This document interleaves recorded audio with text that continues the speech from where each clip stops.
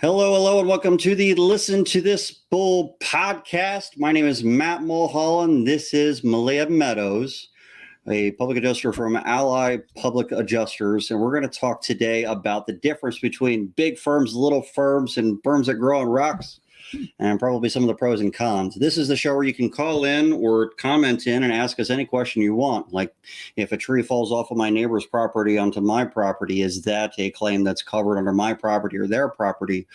Or you can ask some really weird questions like, hey, Matt, have you ever eaten a burrito with a ghost pepper in it? And what were the results? The results were explosive.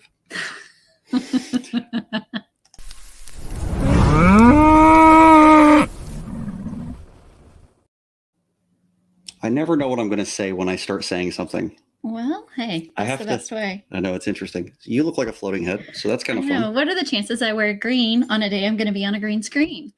Well, you didn't know. I did not know. This was a total surprise. Good news is no one's watching, so it's completely fine. We did actually put out a post saying that the show is going to start at 6:05 today. Oh. So we have a free 5 minutes to say whatever we want without anyone ever paying attention. Oh. So we can get away with anything right now. Okay, well, that could be dangerous. Oh, shit, there's one person watching. Damn it, how do you see? How do you see? There's a little eyeball on the screen. It says 1. Oh, gotcha. Yeah, whoever that is, they can put a comment in. Oh, it's my wife. That's fine. Your biggest fan. She is, actually. Now she needs to bring the rest of her friends in here to watch us. Yeah.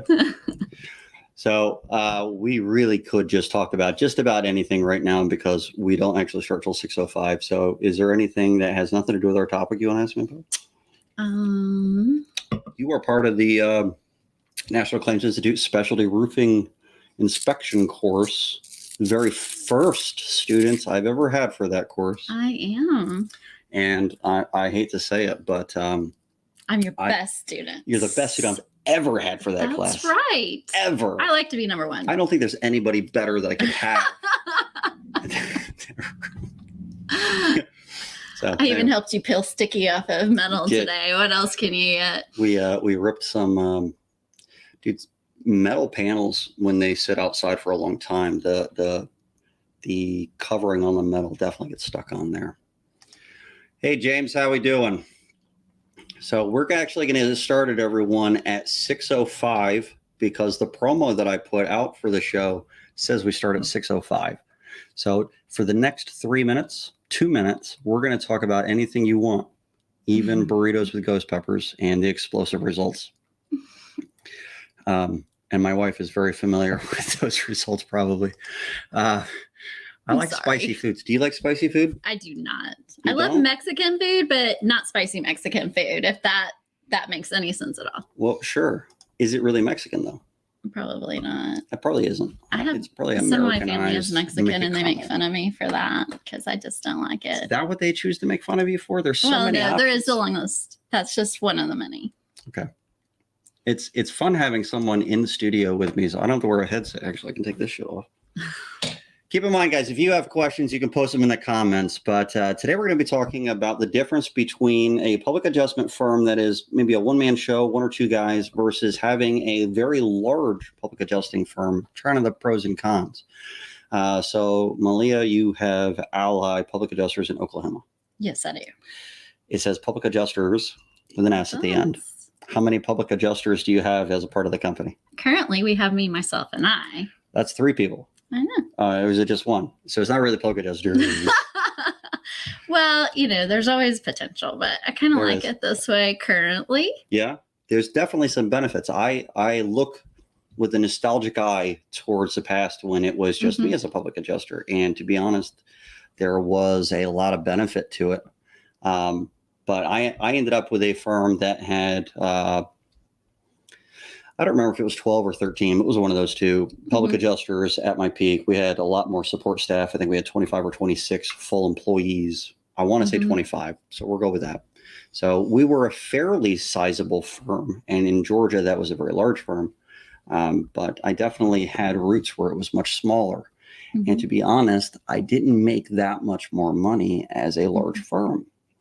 But maybe I was doing it wrong. So what kind of things do you think, if you were you're thinking about growing your business and wanting to become a larger firm, what kind of a thing do you make assumptions on? What do you assume that you would benefit from having a larger firm? Well, I think that the more heads you put together, the more knowledge you have. So there is benefit in that. I have built this great network of PAs from Public Adjuster Bootcamp and coming to courses like this and conferences. So I have been fortunate that I have a lot of people I can rely on when I have questions, but it's still not the same as everybody being in the same building at some time of the day and saying, hey, these are our issues. What do you think? What's your experience? What did you do? And I think there's a lot of value in learning from each other, and it's easier to do when you're in the same space at the same time, or there's no competition because you all work at the same company and you're all working together. So I think teamwork, there's a lot of value in that. And, there's benefits of, if you work alone, you get to make all the rules. So there's some of those benefits too. Well, if you're the owner of the company of a larger firm, you still get to make all the rules. Let me tell you what my experience was, because a lot of the things that you just said definitely didn't happen for me. Okay. The idea that you've got here is that you found a group of public adjusters that have been doing this long enough that they're bringing experience into the group. And then they're able to share experience, and they're going to gain experience when they're working for you. But most of the time, if they've done this for themselves or for another company for some period of time, most of the time they're not going to work as an employee nearly as much. Maybe they want to have their own firm. Right. So you end up hiring people that have no experience, and you're training them. More often than not, that was the case for me. Because there was very few public adjusters in Georgia. But even if you were in a state where there was a ton of public adjusters to choose from a pool of them, finding someone that has experience that's coming in without some bad habits from another PA firm is tough. Right. So you might spend your time training them and maybe learning a few tips and tricks here and there from them. But for the first couple of years, you're not really picking up or benefiting much from that aspect of it. You do have a sounding board, though. Or do you do better as a sounding board when you're trying to come up with arguments? It's nice. It's nice. Sometimes, since it's just me, I tend to just dig into the research, or, if I can get a hold of somebody that I know. But I think I shared with you yesterday, I said that one of the reasons that I haven't expanded, while I think that I probably could at this point, is that I feel like, as you said, PAs want to go out and do their own thing, have their own companies. So I feel like you're just training up people so that they can go out and do it on their own, because they're going to make more money and they don't necessarily want to share. And then once you expand, you also have all those workers' comp issues, overhead issues, all those things you didn't have before, all those expenses that eat up your profit. Have you ever managed a group of people at a different company before? Yeah, I was director of operations. I did all that fun stuff. There's some headaches that come with managing people along those ways too.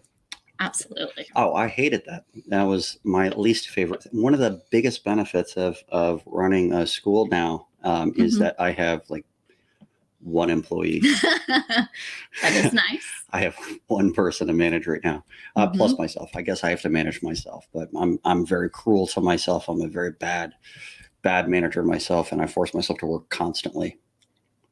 I understand. Sometimes I cry to sleep, but then I slap myself for doing it. And I say, you can't do that. You're still on the clock, because you're a slave driver. I'm a slave yourself. To myself. It's horrible. There are some benefits to staying small, though, for those reasons. You don't have the headaches that you have, but you also have everything relying on you.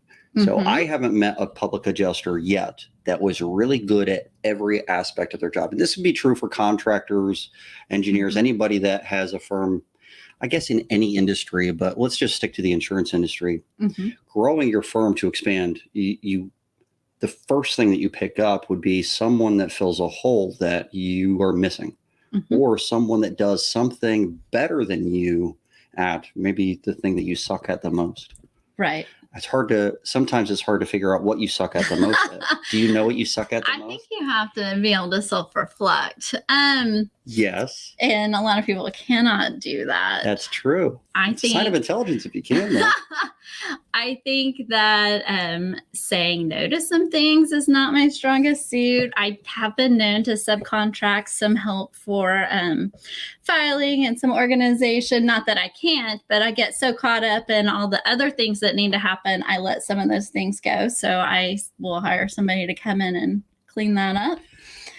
So you're thinking about like admin type structure or someone filing claims too, so they might have to have a PA license? No, I mean, in my circumstance, I'll get somebody admin kind of come in when I need them and just, okay, here's the stack of stuff that needs to happen. Can you create these folders in the drive? Can you do these things?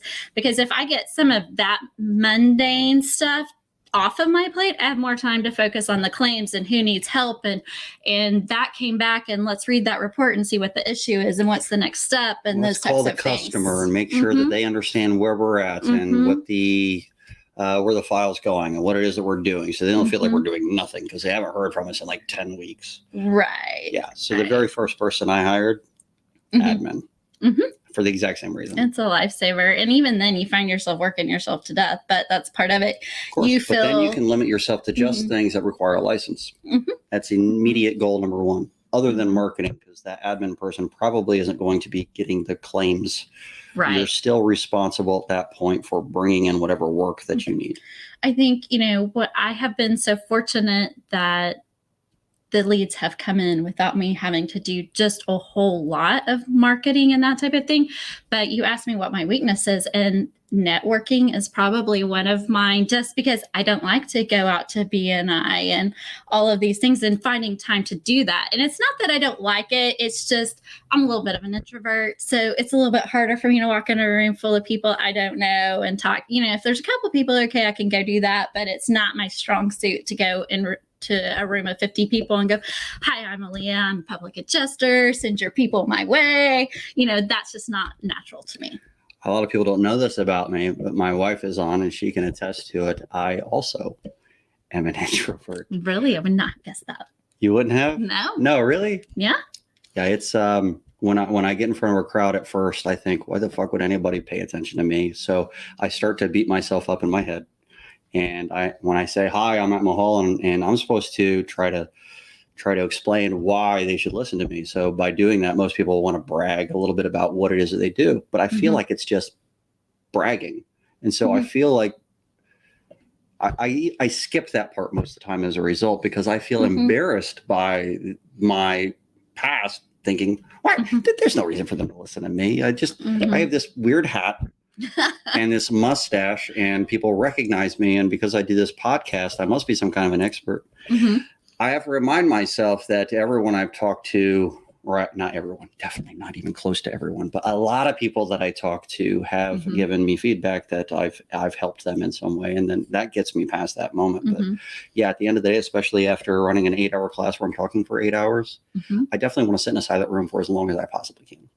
Yes. Last night after we talked all day in class, and I went to have dinner, and I sat at the bar, and all I wanted to do was eat my food and have silence. And the person 2 people down just wanted to talk my ear off. And I did hit nicest person, and I just did not want to talk. So I just hurried up and ate my food and left. I didn't even get to enjoy dinner because I just wanted silence. But do you feel rude? So you talk to them anyway? Yes, I talked to them. I was very polite to them because he was very nice. But I got out of there quickly because I was done. I was done talking for the day. Hey, Jen, I actually could tell that about you, that you are also. Do you know who Jen Silver is? I do not. You should get to know who Jen Silver is. She's pretty awesome. But Hi, Jen. She does she's got a conference coming up. OneIndustry1Model.com, and the conference talks about having contractors go back to the way things were 10, 15 years ago, when they would send in a bid and it would match how they would do their retail work. And they didn't try to negotiate a claim, didn't try to use Xactimate, all that kind of stuff. And they would get the homeowner to sign off on this is how much they're going to charge to their roof. And what if you had a claim like that as a public adjuster, where you have this contract signed by the homeowner for the amount that the contractor is going to charge them for this work, would that be easier to argue? Or if you had a contractor that had a contingency contract and maybe they don't have an estimate, you have to write it, but let's say they do, but it's an Xactimate and the line items are all wonky and they did a terrible job. Which one would be easier? Oh, it's definitely easier to already have that predetermined stuff of like, this is what we need. Is that a thing? She is an omnivert. That sounds dirty in a weird way. You're an extrovert when you have to be. Is that what that is? But for multiple people at the same time. So yeah, she's an extrovert when she needs to be and introvert sometimes. I mean, ambivert. That sounds like a medication you take at night. Ambien? That's what it was. Ambivert. Jen's been on the show once before. She's really good. You should get to know who she is. But for anybody that's watching this, she is She's equally both. She actually does some, she runs a financing company or is tied to a finance company or some way. I actually don't know that side of it. I just know that the model that she teaches people, I'm very excited to share with other contractors. And I often explain that they need to go talk to her if they have questions about things where it seems like they're going down the path of acting too much like a public adjuster. There's a certain amount that they can be in a gray area, but many times they cross the line. So I sent it to her. Anyway. So Jen is also an omni-ambi, equally both nivert, and she is awesome. And I'm going to see her in February. Hi, Jen. What were we talking about? Oh, so public adjusting firms or contracting firms that are trying to expand. If you're in the insurance industry and you're thinking, I want to take my small firm and make it bigger, is it worth it?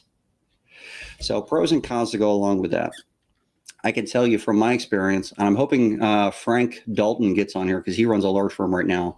At my peak, we had 25 employees. It might have been 26. We'll say 25 employees with either 12 or 13 PAs. And when I was smaller, I took a salary for myself.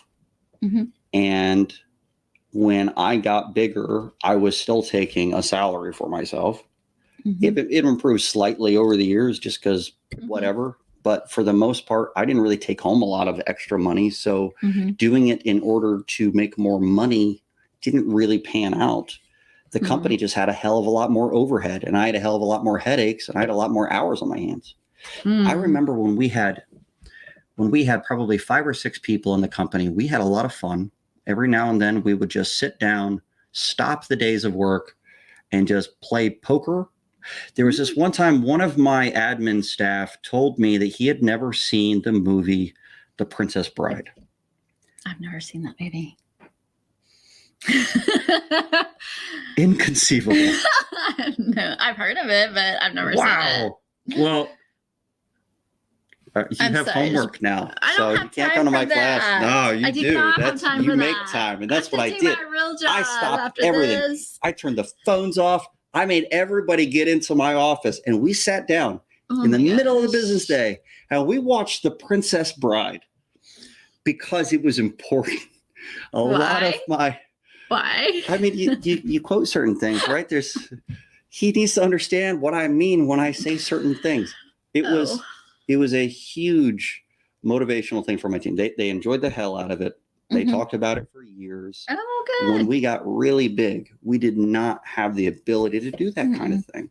Now, I probably had a homeowner that had to wait an extra day for a phone call, or an adjuster that didn't get an email that day. No.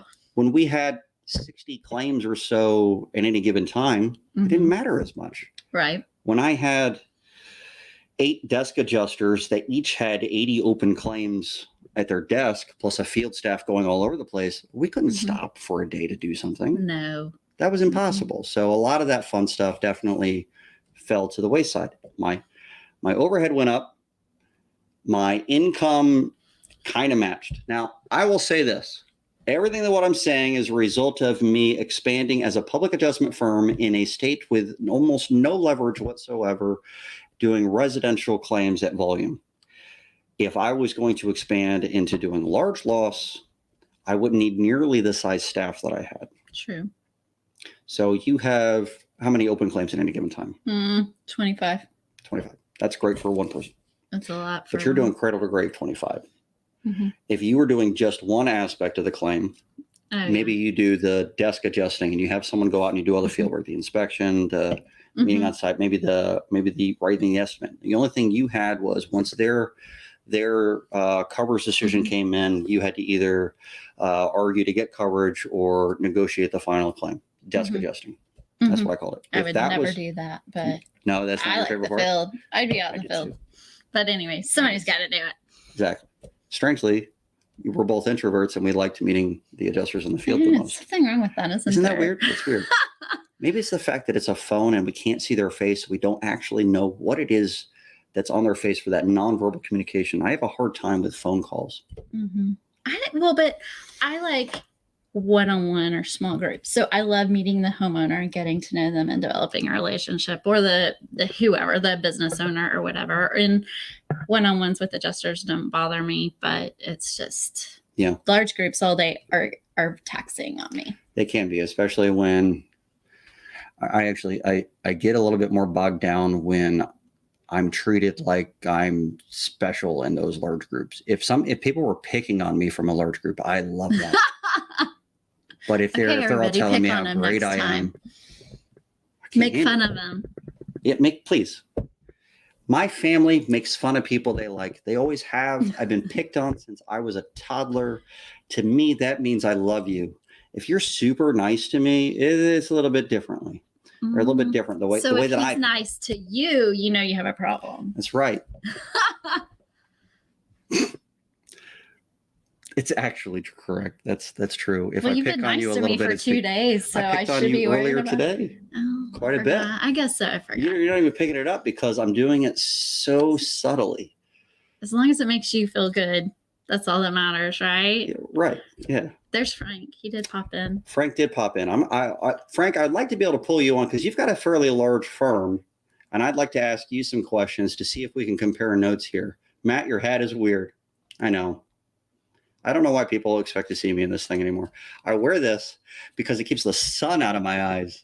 Oh, but he's picking on you. Doesn't that make you feel good? I did a little bit. So if he had said, Matt, your face is beautiful or something like that, I would feel like he must be picking on me because obviously that's a lie. But maybe if he said, Matt, everything could be construed that way. So that was actually a stupid argument. Never mind. James, I don't like your hat. Is Frank calling in? Is that what you told him to do? I have to send him an invite, and let me do this. I'm actually going to post this in comments in case somebody else ends up being able to come on. Now's your chance. Anybody that wants Frank, to click that link, come into the back end. We'll go on from there. So one-man show wanting to expand into something bigger as a PA firm or an engineering firm or a contracting firm. There are some benefits to expanding. There's clout. When I met with adjusters on site and they met with All Good Adjustments adjusters 4 times in the last 2 days at different claims, it definitely had a different feel when I dealt with them than it did before. They never knew, by the way, that I was the owner, or at least most of them didn't. I didn't want them to know. Oh, really? That I ran the company. Why? I got better information out of them if I didn't. Really? Yeah. Instead of trying to brag that, I run this big company. You met with so much of my guy, blah, blah, blah, like somebody might do. I basically acted like I was an employee and that, they got me running all over the place today. I got to be at 2 more later today. I can't wait to go home. I can't tell you how much additional information I got from them because they wanted to complain about their job too. Oh, nice. Yeah. Good. Some of them found out way down the road and like, why didn't you ever tell me? I was like, to be honest, man, I don't really want the extra attention that brings. I'd rather just be friends with you. And they get it. And that was the real truth on why I did it. But it did have benefits in the end. Gotta do what you gotta do, make it work. I learned this from Olivia. She was Antonoli at the time. Her last name is now Stoner. Olivia Stoner, who used to work for Merlin, and she was in the marketing. And they would come for a Gappy event and then take myself and my team out. And we would just have fun. And I would pick on her and she would pick on me. And we would go do something fun. And we wouldn't talk about work. And there was, from what I understand, I might have been the first PA firm that they had ever taken out where the owner of the public adjusting firm didn't just sit there, give them war stories and brag about all the things that they've been able to do Mm-hmm. to make themselves look good. Apparently, that is the norm for an owner of a PA firm. Mm-hmm. I always thought that was contrived and weird, but I enjoyed just hanging out with that person. It was more about a relationship because she was a marketing girl. There's no benefit. She saw how big my company was. We were all out together. I don't need to say anything more. There was nothing more to say. But she made a point to say, Frank's doing something weird in the wings. She made a point to say that, and I lost my train of thought, Frank, you jackass. Well, okay. Is marketing important? Was it important as you expanded? Marketing was. So no, that from that aspect, you're absolutely right. But can you even tell that I'm hitting your shoulder? Look at this. Sort of. Only because it stopped. I'm like a mime. That's so weird. Anyway. We're easily amused over here. I need a green wall just to be a mime in front of you guys. I lost my train of thought again. Marketing. By not trying to brag about what it is that my company is or do, like an owner might do, I definitely made it a little bit more relatable. And the more relatable that I was in the field, the more likely it was that the field adjuster was going to talk to me. And that was really important when in a state with very little leverage. So Oklahoma doesn't have the most leverage in the world either.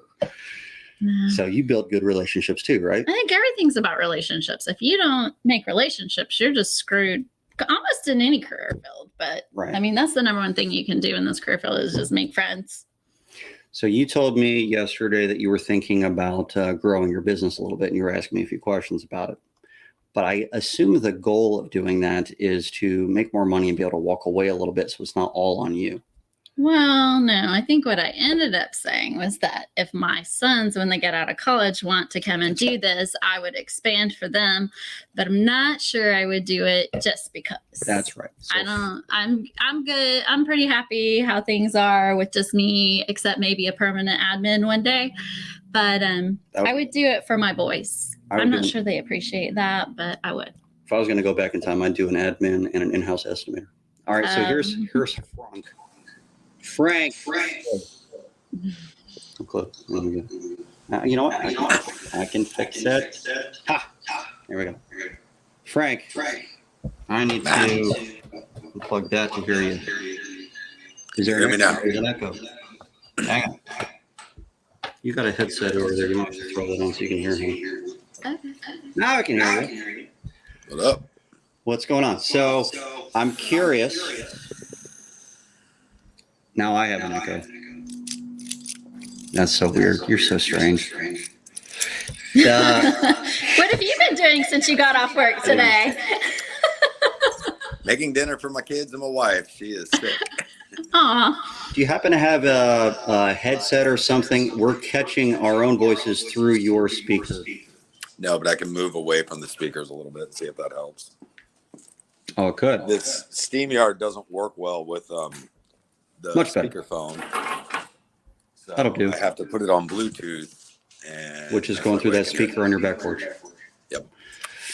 Still a little bit there, but not nearly as bad. Okay, so I'm just going to let you talk, and I'm going to shut up so this doesn't happen. But out of curiosity, if you could go back in time and decide whether or not you were going to expand your company to the size that you are or do it again and actually grow it, what would you prefer to do? What do you mean do it again and actually grow it?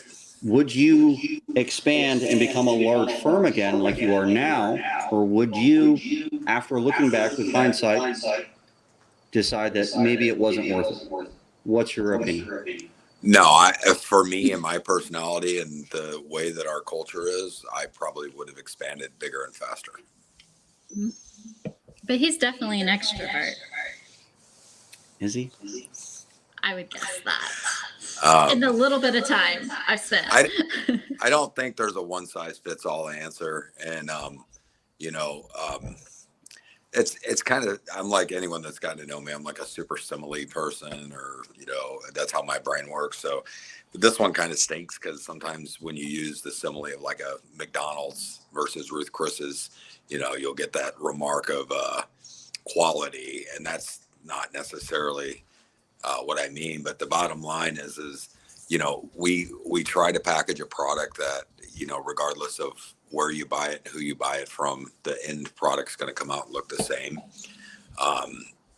It has been my experience that when you're dealing with smaller kind of one-man operations or one-woman operations, you're either dealing with very high-end boutique and a lot of concierge level service, or you're dealing with the public adjuster that is just trying to get more money for because. And I've had a couple of smaller outfits, and I'm sure larger outfits are guilty of doing the same thing, but I've had a lot of smaller people look at coming on, and you get to that threshold and you're like, okay, well, fake numbers. You got 30,000.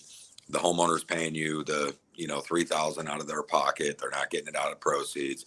They're paying their deductible, but there's enough now to do the repairs. And I'll see the PA want to stand on it just to get the price up. And I've never heard them say just to get more money. It's just like this, this preconceived notion they put in their head that if they get more, it's better. So for me, those type of one person operations don't work great. But the ones that are doing it, like that are very boutique-y, or maybe there's, someone that's bilingual that has a client base, or somebody that's patient, or maybe a little bit more methodical in their inspection process, and they're dealing with claims that might have nuances or whatever. I think that's a great fit for those. I don't think there's a right answer. There's certainly likely more money in it for the owner of the firm if they're doing a smaller operation.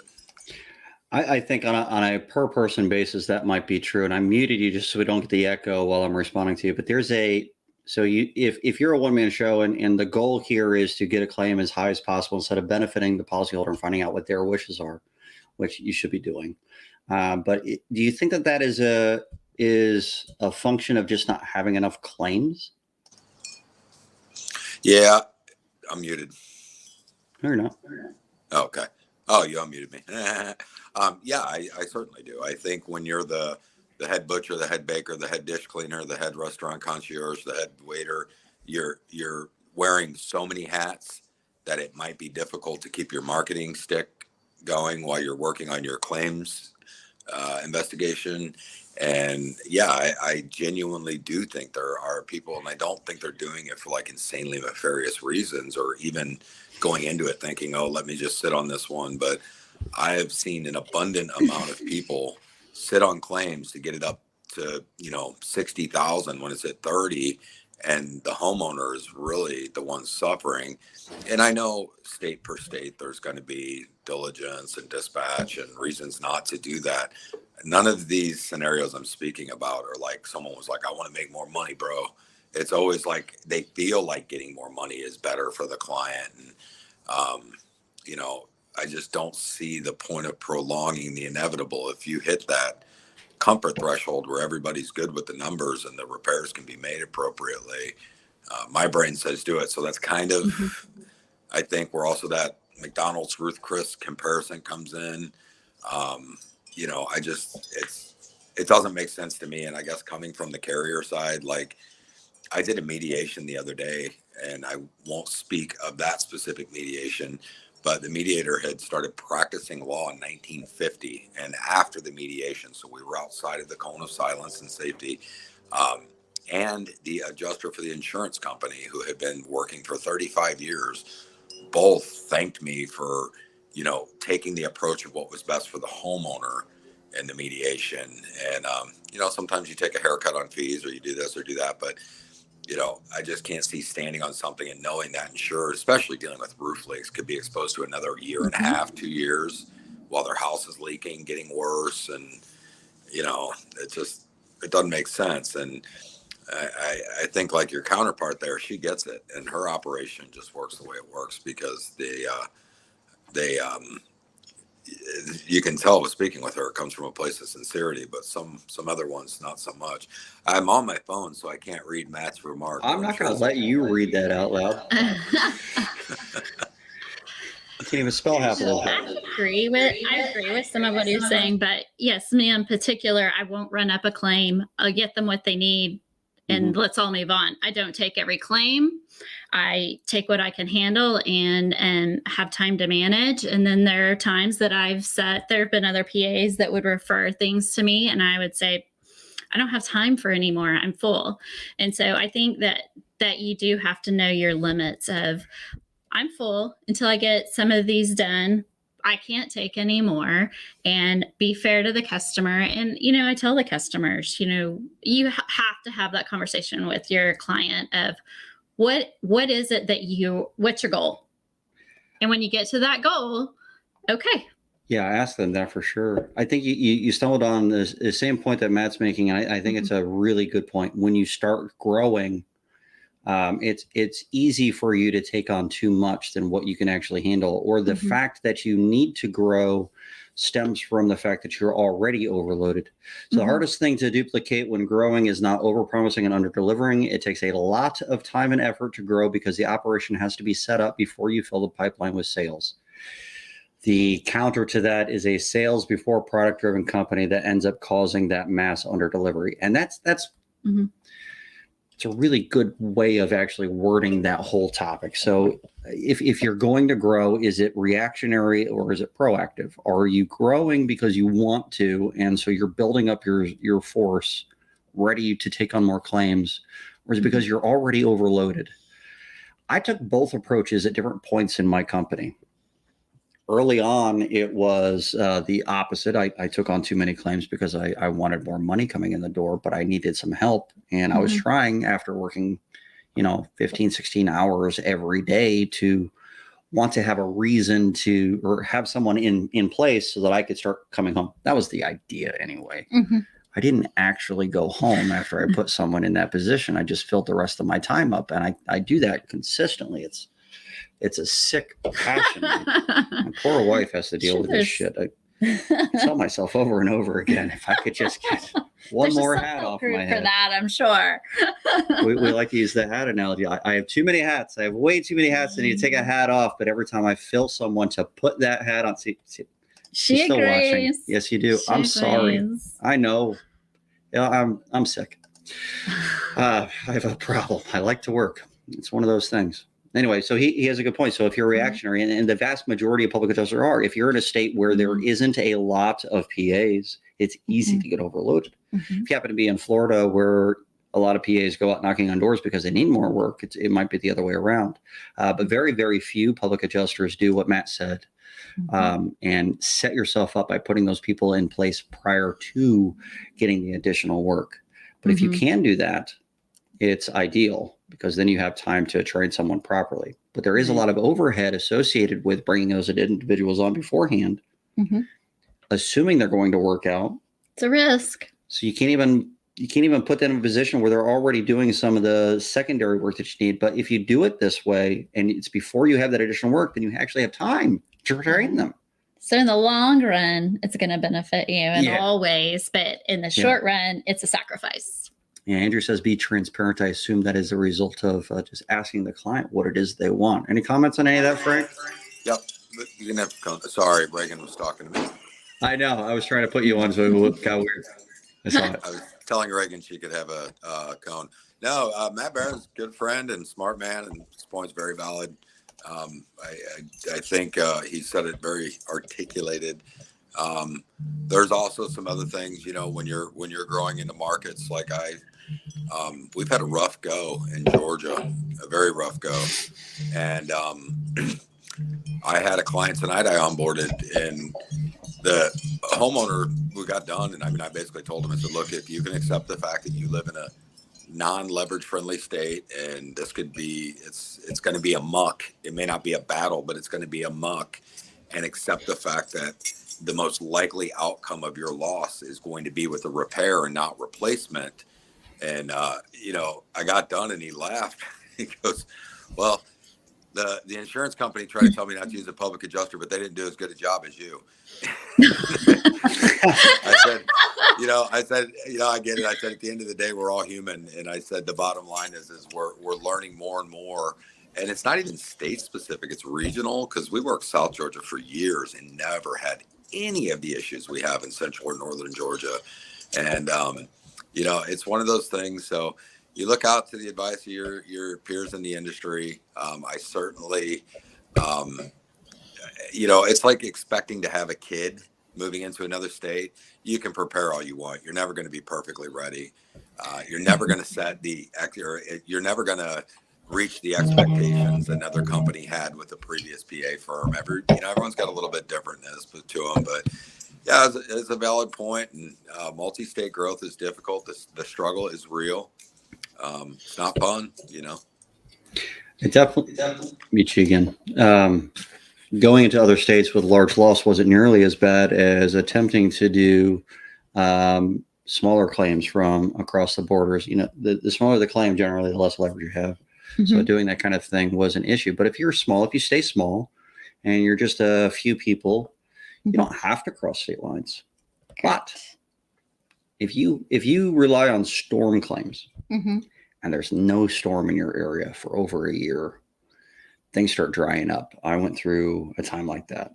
Right. And I kept telling my business partner, I was like, we need to geographically diversify. We need to be able to have multiple zones of weather always acting upon it. So if one area in a completely different geographic location has a dry spell, the company as a whole wouldn't get hurt. But in order to do that, you have to have people out there. Right.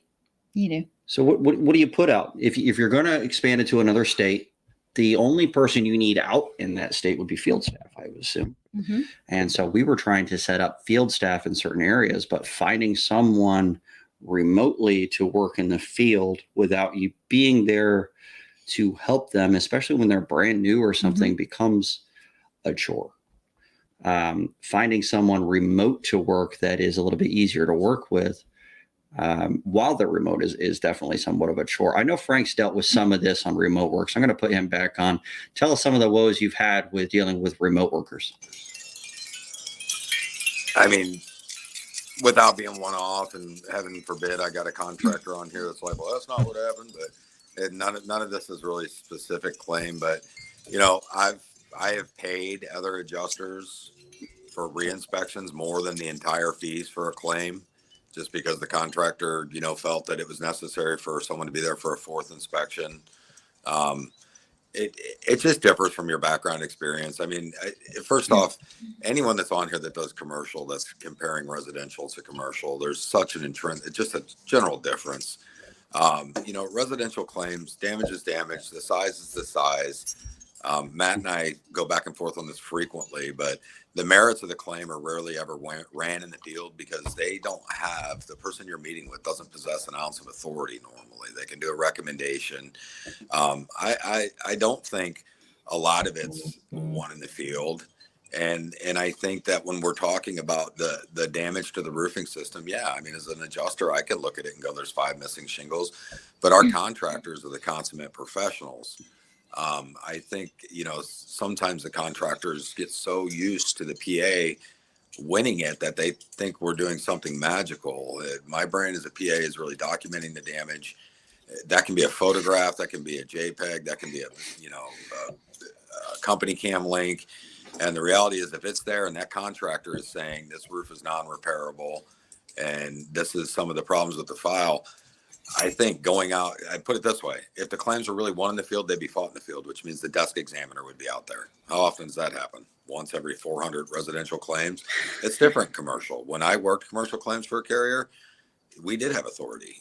We were settling them in the field. So this whole thing about residential claims really getting much accomplished in the field, it is, I kind of feel sometimes it's like asking a doctor to sit there and explain to you why he's going to fix your leg instead of fixing your leg. It doesn't really do the claim much justice.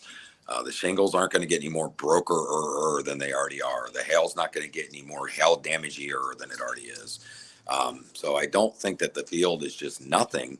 But when I've got a contractor that's licensed and they have documented the file, there's a level of trust there, and they've sent photographs or they've sent a report, like, what good are you doing out there walking on the roof and potentially causing more damage to the footfall and things like that?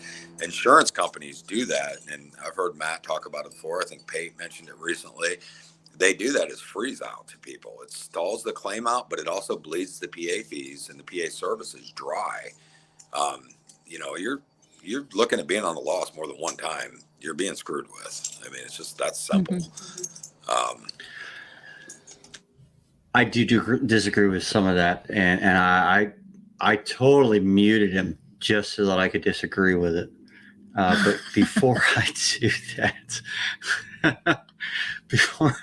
that, because that might be a whole episode where Frank and I just argue about that whole field versus desk adjusting. He does things differently than I did, for sure. I wouldn't mind having that fight. So maybe we push that off. But real quick, though, you prefer the field. Do you win more claims based on the work that you do in the field or based on the work that you do at the desk, you think? Oh, I think it depends on the claim, but probably more in the field. I would say I know more often when I leave there what's going to happen. That's true. That's how I feel about it too. But there's a few, except for, well, I would say that on residential side. I would say on my commercial side, my large ones, it's more at the desk. Same. I agree with the same. And Frank, I think the premise here, Frank, is that you're basing your assumption. We're going to have this argument later. I'm already trying to argue with him. We're 3 different states. So. It's completely different, and every state's going to be different. And I've muted you, so you can keep talking. But there's nothing that none of us are going to hear. He's not going to come back to class tomorrow if you keep muting him. I might just boot him right now. I need him tomorrow. Frank, I'm going to let you go in just a second. But ultimately, I'd love to have you on the show specifically to have this discussion. But maybe we could do it both in studio sometime soon. All right? Yeah. And again, it's not a one size fits all argument, and it's not a gross business practice argument. I completely agree with her. We know where every claim's going by the time you get off that inspection. It's going to someone else to make the decision about the coverage and about what they're going to pay. Not necessarily. But I would say commercial, yes, but no, always residential. Commercial, I agree with you. And on some residential, if you're dealing with a staff adjuster, yeah. I mean, look, I don't want to be misconstrued here. We're not a company that doesn't go do inspections, but if you're getting past 2 or 3, you're being yanked around. That's 100%. Like when people say, "Are you going to go to the engineering inspection?" Why? So they can tell us we're not really supposed to talk to them about the claim. I mean, engineers never once ask a public adjuster for an opinion unless they're trying to prove a point. I do see the argument 6 ways. I'm just saying, in general, if you have a roof engineer on a $18,000 residential roof, they don't really give a rat's ass what you're saying. They're being paid $3,600 to say there's no damage commonly. Yes. Yeah. Being there and saying, "I told you so," is not going to make an ounce of difference. Makes you feel great, though. All right, Frank, I'm going to let you go, but we're going to have an episode very soon, and the episode is going to be titled, Matt and Frank Finally Work Out Our Differences on the Air. You think y'all can work them out? I doubt it. The president of Gapia is calling me right now. Oh, maybe he doesn't like your podcast tonight. So that's his problem. I'll call him back. All right, so I've got James in the wings now, and Ash is like, yeah. I got James in the wings. He asked a very good question. I'm going to pull you on real quick. James, I hope you're ready. Here we go. You're muted. Surprise. Unmute it. Hey, unmute you. There you go. What's going on, James? How you doing? Hey, another day. How you doing? Another day. That's it. It never ends. Yeah. Hey, I just wanted to ask, I know. Wanted to? I want to go on vacation. Okay. You're at the beach. My beach time. I get my beach time tonight for this. Yeah, sorry, right. Matt. James. Or James. Sorry. Hey, you guys are good. We're just bullshitting, right? I mean, it's the whole show. Yeah. No, but I just wanted to ask, how do either of you decide if a claim is worth your time? If I call you, Matt, and I'm like, "Hey, I need you to work this claim for me," what are some things that you're going to be looking for? So I know not to waste your time to even call you. I don't want to bother you if it doesn't even seem worth your time. So what are you looking for in a claim when it comes to you and you go, "Yeah, this is something I'm going to take on"? I'm going to answer your question But let me premise this with the fact that I don't practice as a public adjuster right now. I'm solely in education. But MELEAH totally can work your claim if it's in Oklahoma. I can help refer you to someone, but I'm going to tell you what it is that I was looking for, and you can collaborate a little bit based on what it is that you generally look for. But I try to get photos and information from the contractor, what it is that you found on the roof. And if you've already had a claim where you met with the adjuster on site and it was denied, I'm definitely going to ask you a ton of questions about what was said and why and what the reason for denial was. Because a lot of times after you've been out there on site and it's already been denied, there's a lot of things that may have occurred that may kind of screw up the claim and make it much more difficult for me to deal with. So I need to know how screwed up the claim became because I wasn't involved from the beginning. Right. I prefer to have claims from the beginning. So a lot of the contractors I worked with, I asked for the full book of business from them. If they were going to work with us, they were just going to have us be part of the process as part of the claim. And that way they only had one process. They didn't have to worry about it. If they had a claim, it went to all good. If it was not a claim and it was retail, I didn't have anything to do with that. But that way, there was no compliance issues from state to state. What do you think about that, though? Do you think denied claims are definitely harder? Oh, 100%. And especially if they call me and I start asking, what's your date of loss, and figure out, oh, do I have 60 days left before you can file suit? No. Now, public adjusters are totally also culprits of that issue. We might hold on to it way too long before handing it off to an attorney, waiting until the suit limitation period is nearly expired. I know I did that because it was a low leverage state, and I know the attorney fees weren't going to get paid, and I wanted to win it before I get to them. But well, I don't necessarily do that in Oklahoma, but data loss, what really happened, what's gone on, have you already had a reinspect? If you've had a reinspect that was also denied, that's a whole other situation. Depends on how deep you are into it. Do I feel like you're giving me the whole story? I want to come and see it for myself and make an assessment, because I'm not going to take every claim, because I don't want to waste your time. I don't waste my time. I don't want to waste the insurance company's time. I want to make sure that it's valid. I just scratched my nose. I'm fairly certain a booger came out and fell into my beard. Nobody would have known if you had that. You could have just carried on. I don't care. I don't shit. So the validity, have they paid anything to date? Where are you at on this claim? I mean, if it wasn't a booger that's in my beer and I don't drink anymore, it's a waste of beer, right? Well, nobody will know. But just if there is a booger in my beer now and I drink it, what does that make me? And we digress. Yeah. You didn't really want an answer to your question, did you? You want to talk about beer. Well, the beer. That's the beer. problem. I mean, we are bullshit here, so. This is why you drink whiskey and Coke Zero. Then you can see what falls in it, and it's not a guess. Make sure nothing left. All right, I think we're good. I just think the short story is every claim needs to be assessed individually, and you need to set that expectation for the potential client that you may or may not take the case based upon the facts you find. And then when you investigate it, if I find they've been dishonest in some way, I'm out. If I can't count on them to tell me what's really going on, I'm not getting involved in that. I don't want to wind up in trouble with a carrier or have a bad reputation because I wasn't given all the information. 100%.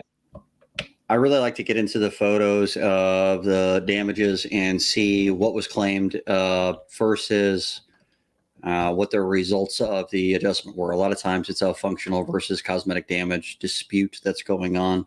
And if that's what it is, then depending on the carrier, I might take it on. But a lot of times if it's already denied, I definitely scrutinize those claims a hell of a lot more because there is a lot more work involved on our end. Frank likes to say, if you're trying to unfuck fucked, sometimes it's too fucked to unfuck.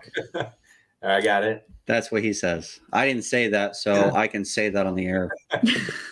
So Aaliyah, tell me one or two things that I shouldn't say to stick my foot in my mouth to like ruin the claim or, hurt the process, because I do understand where you guys are coming from. We try to make accurate claims, find the right kind of damage, and actually help the homeowner. I want to make sure that I'm not crossing boundaries and doing that. So what's one or two things that you would suggest that I do to avoid, muddying up the claim? Well, I think you need to make sure you stay on your side of stuff. We have a lot more freedom of what we can say, obviously, than a contractor, but we also want to make sure we're not trying to step into some legal shoes.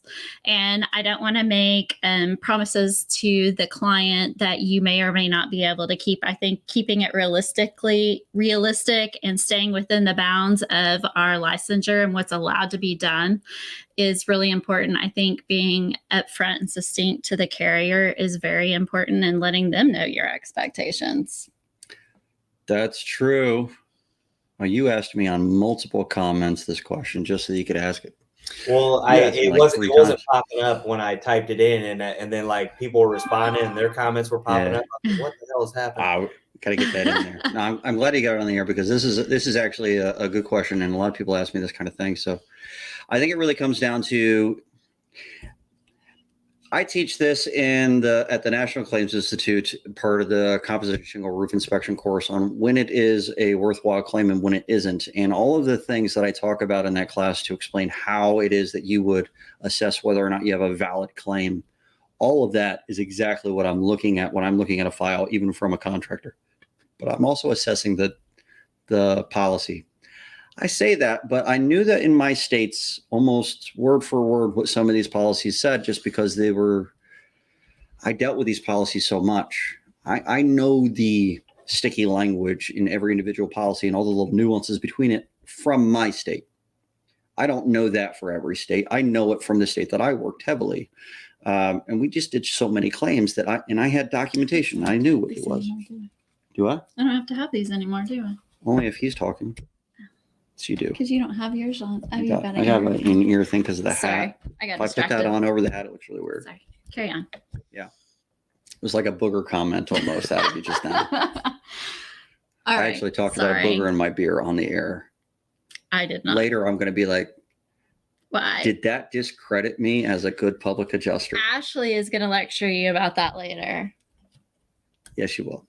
Probably. She's going to laugh at me later and pick on me about it, probably. Did we answer your question as we've wandered down the winding road? Yeah. I think I kind of knew the answer. It's going to take you guys, taking a look at the claim and the file of what I've already created and kind of where it's at. And you're going to all the same reasons. Yeah. All the same reasons that you would look at a file and try to determine if you've got a valid claim is the kind of stuff that we would look at. But then we would also want to know if what you said is valid or goes against that policy. So on top of everything that you would normally look at, we probably want to see the policy language. That would be the really big difference.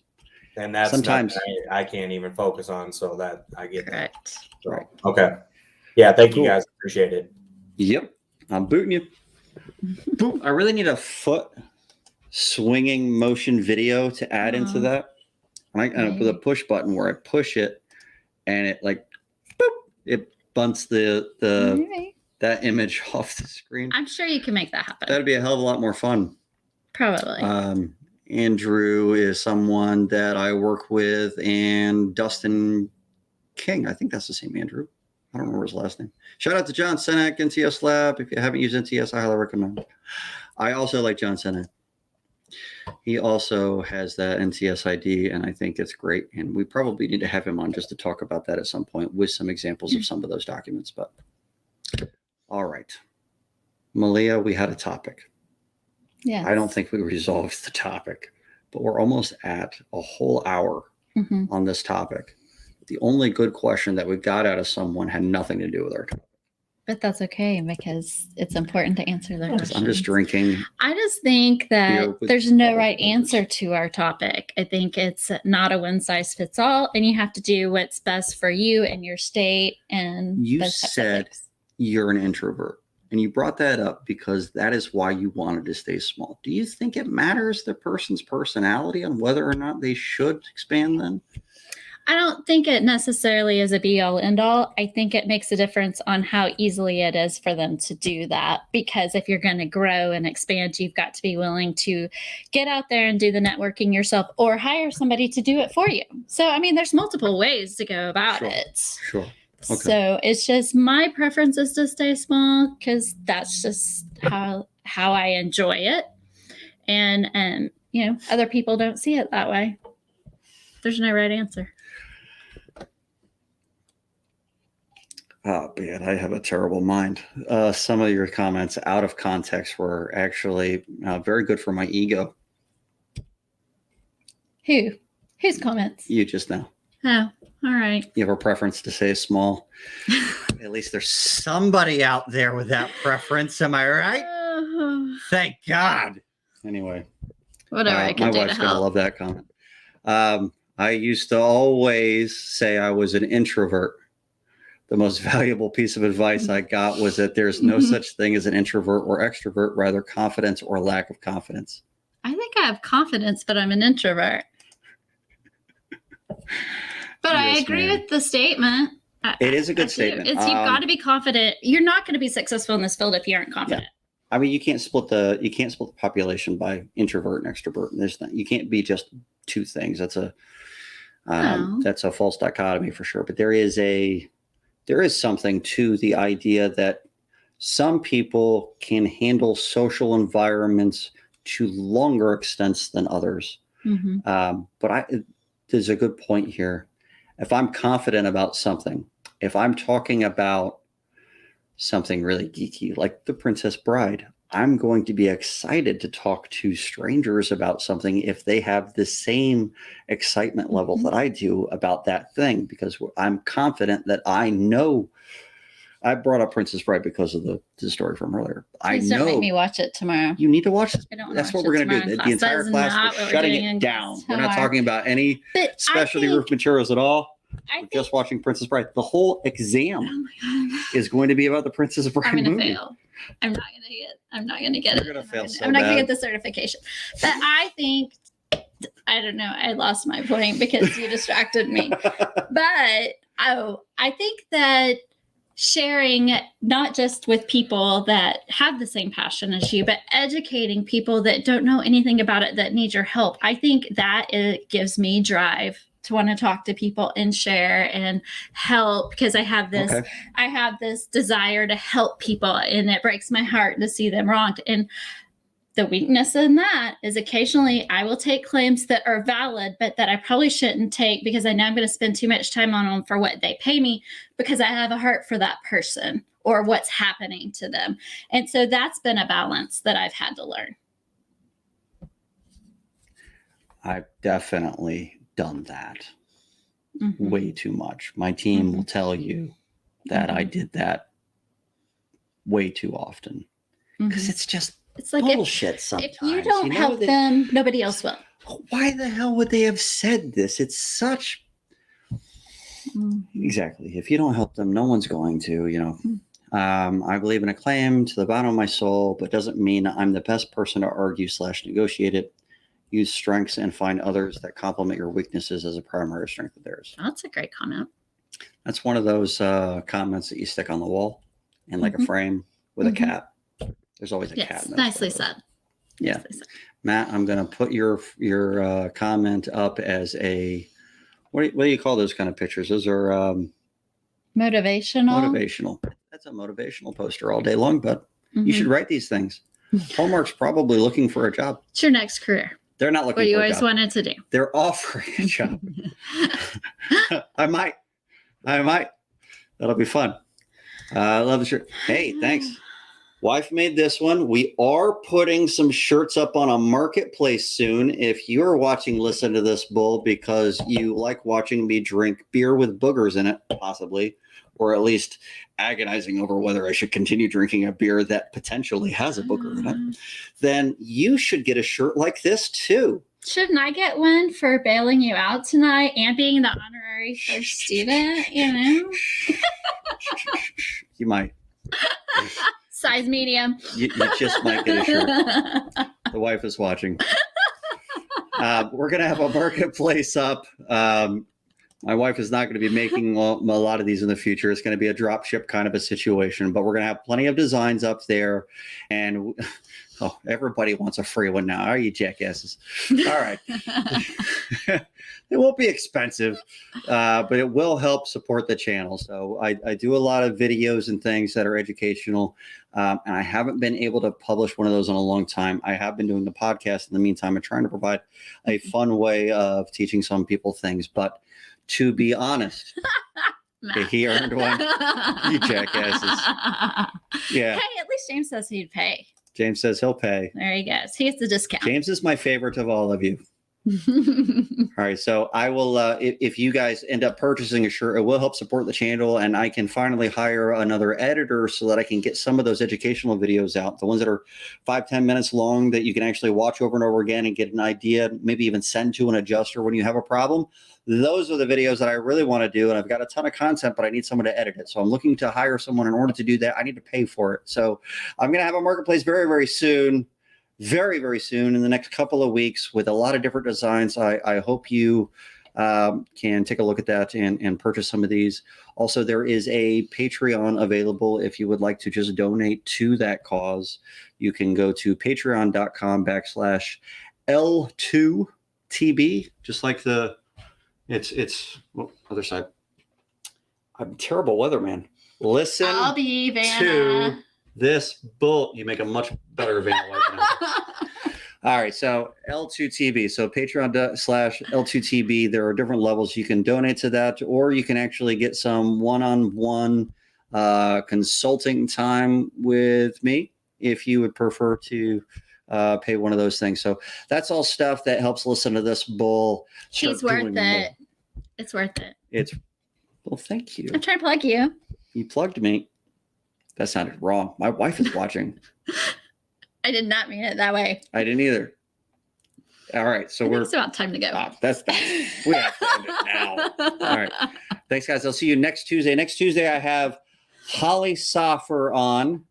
She's an attorney that deals with compliance issues from state to state to public adjuster. She has compliance documentation out the wazoo, which I just realized might be the very first time I've used that term.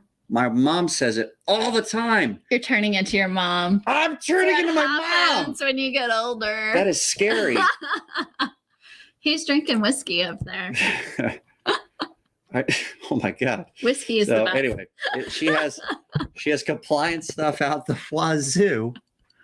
And she's fantastic. So if you have any questions about certain compliance or different things, she tries to stay on top of that stuff. But that is her entire job as an attorney. So this is something that is huge. She's also a part of, she's a part of NAPIA. She's a part of MAPIA. She's a part of, I can't remember her law firm. Anyway, Holly Soffer, she's fantastic. I've talked to her many, many times. And you might be interested to get a hold of her if you were having issues getting licensed in certain states. So that's next Tuesday at 6 p.m. And I will see you then. This is MELEAH Meadows. She works in Oklahoma. If you need me, call me in Oklahoma. And we'll put her information into the back end of this. Thanks, guys. I'll see you later.